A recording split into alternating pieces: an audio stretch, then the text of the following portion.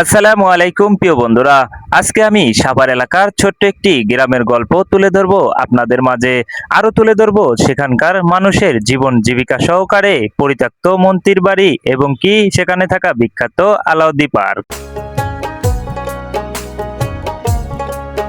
গাড়িতে করে সাভার নামার পরে আপনাকে অটো ধরে যেতে হবে সেই ছোট্ট গ্রামটি। দুই পাশের সৌন্দর্য দেখতে দেখতে আমরা ছুটে চললাম সেই গ্রামের উদ্দেশ্যে।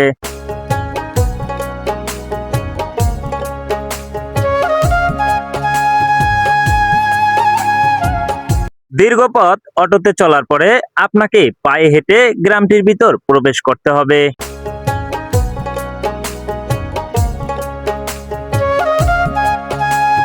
অবশেষে দীর্ঘ পথ পাড়ি দিয়ে এবার চলে আসলাম সেই গ্রামে।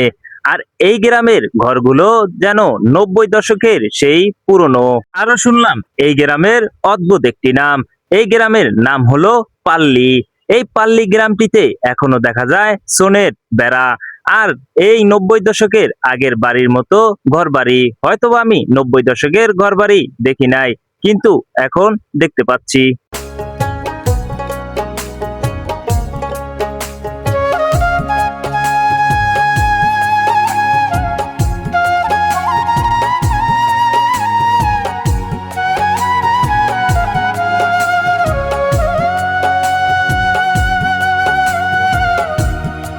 এই পাল্লি গ্রামের মানুষজন দুটি কাজ করেই তাদের জীবন জীবিকা নির্ভর করে। একটি হলো মাছ চাষ করে, আরেকটি হলো তাদের অটো চালিয়ে।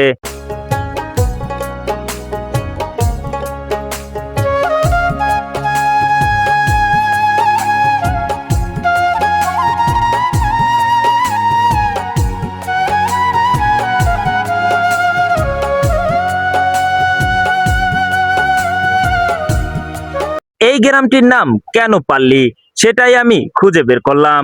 একটি বড় পুষ্কুনি ঘিরে চারপাশে ঘরবাড়ি তৈরি করাতে এই গ্রামটির নাম রেখেছে পাল্লি। এবার আমরা দেখতে যাব এই পাল্লি গ্রামের মানুষের মাছ ধরা।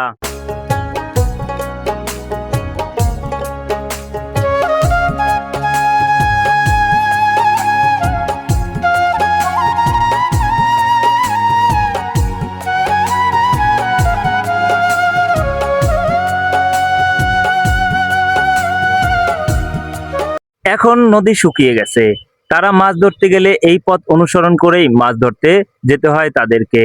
বর্ষার মৌসুমে আবার পরিপূর্ণভাবেই ভরে থাকে পানিতে। এটা কোনো নদী না, এটা একটা বিল। এই বিলে বর্ষাকালে পানি জমাট হয়ে থাকাতে সারা বছর মাছ শিকার করে এই পাল্লি গ্রামের মানুষজন বেঁচে থাকে।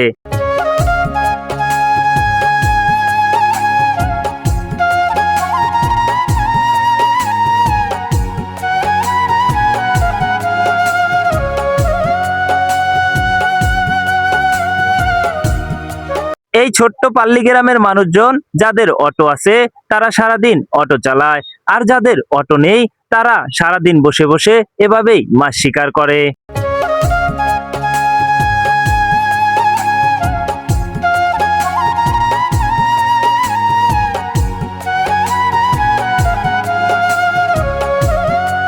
আমরা গ্রাম থেকে বের হয়ে এবার ছুটে চললাম সেই বিখ্যাত আলাউদ্দি পার্ক দেখার উদ্দেশ্যে।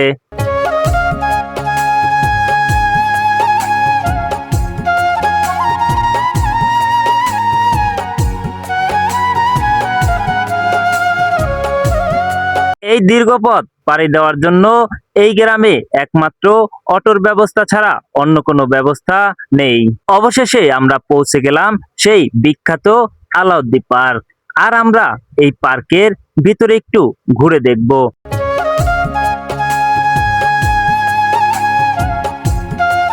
অবশেষে আমরা প্রবেশ করলাম পার্কের ভিতরে।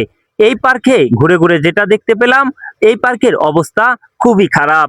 কারণ এই পার্কের মানুষজন খুব কমই আসে। গ্রাম অঞ্চল হতে পার্কটি খুব জমে ওঠে না। আর এই পার্কে ঢুকতে হলে আপনাকে কষ্ট করছে 500 টাকা গুনতে হবে।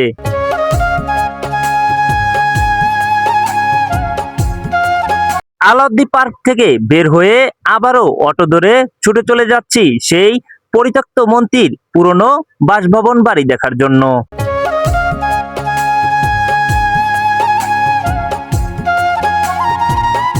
অটোতে করে যাওয়ার সময় দুই পাশের গাছপালা ও সবুজ শ্যামল মাঠ আপনাকে মুগ্ধ করে দিবে।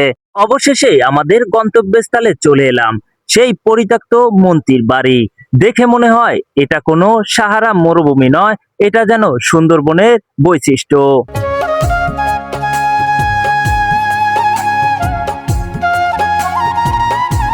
এই পরিত্যক্ত মন্ত্রীর সেই বাসভবনে আমার প্রবেশ করার সাহসই হলো না।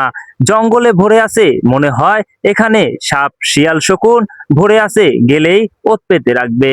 এর জন্য আমি সাহস করে আর ঢুকতে পারিনি সেই মন্ত্রীর বাড়িতে।